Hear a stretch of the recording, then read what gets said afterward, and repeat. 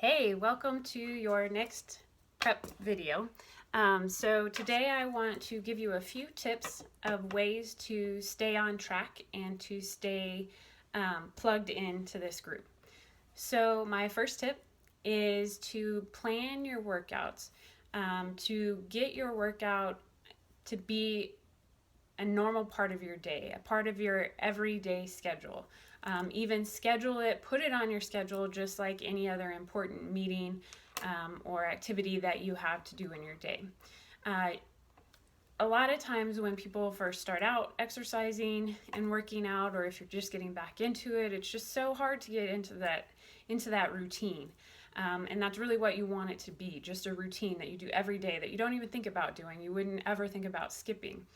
So you want to find the time in your day that works best for you. So for me, I personally am not a morning person. I would much rather stay up at night after Bo and Brian go to bed to have kind of my me time than to get up early when the house is still quiet and get my workout done before they wake up. So I do my workout as early as I can in the day, which usually falls after I get Bo and I breakfast, and then between breakfast and his nap. So that's usually when he's happy, and when I can it's the earliest in the day that I can get my workout done. I also don't like to do it when he's napping because I like to do other things, and I like to have him work out with me. I like to kind of teach him about exercise and make that part of his normal, and instill that in him. So that's when I do it. Some people like to work out after work, and if that's you, that's fine. Go ahead and do that. Or if you are a morning person, when I was working, I would get up, a half an hour to an hour early, get my workout in, shower, and go to work. One thing is, the earlier you can get it done in your day in general, the better.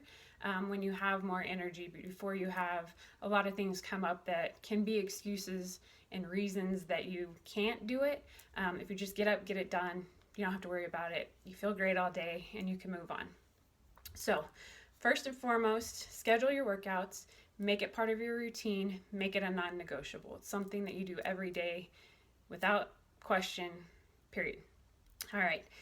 Second tip is meal prep. So meal prep is something that I actually struggle with, but when I do my meal prep, it makes such a huge difference.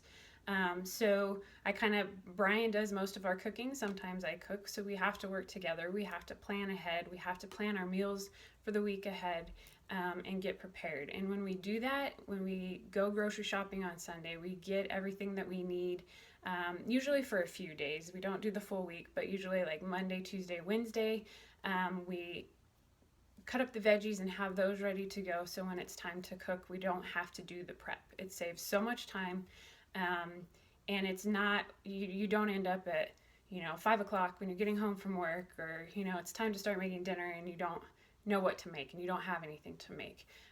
So plan ahead and really try and do the meal prep beforehand. Do it all on Sunday so that you don't have to do it during the week. Along with that, when you're eating out, don't freak out. So you don't have to get something strange, eat something that you normally wouldn't eat.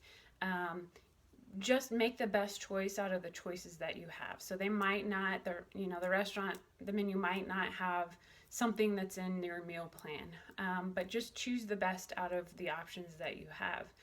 So usually I would choose a lean meat like chicken, fish, or even a steak would be fine. With fresh, sauteed veggies is always a good option.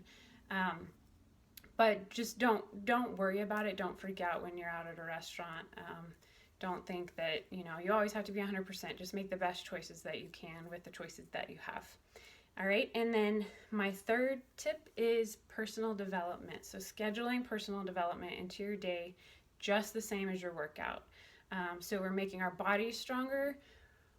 We really want to make our mind stronger as well. You have got to get your mind in the right place to stay on track with your eating, with your exercise, and just to have your overall happiness in general, just to be a happier person.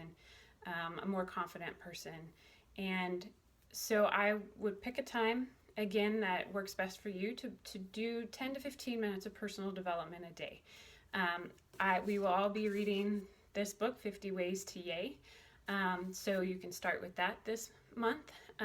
Just pick 10 or 15 minutes to read this, to read the chapters that I will give you every morning, and to do the homework, to do the actual activities where you think about it and write about it.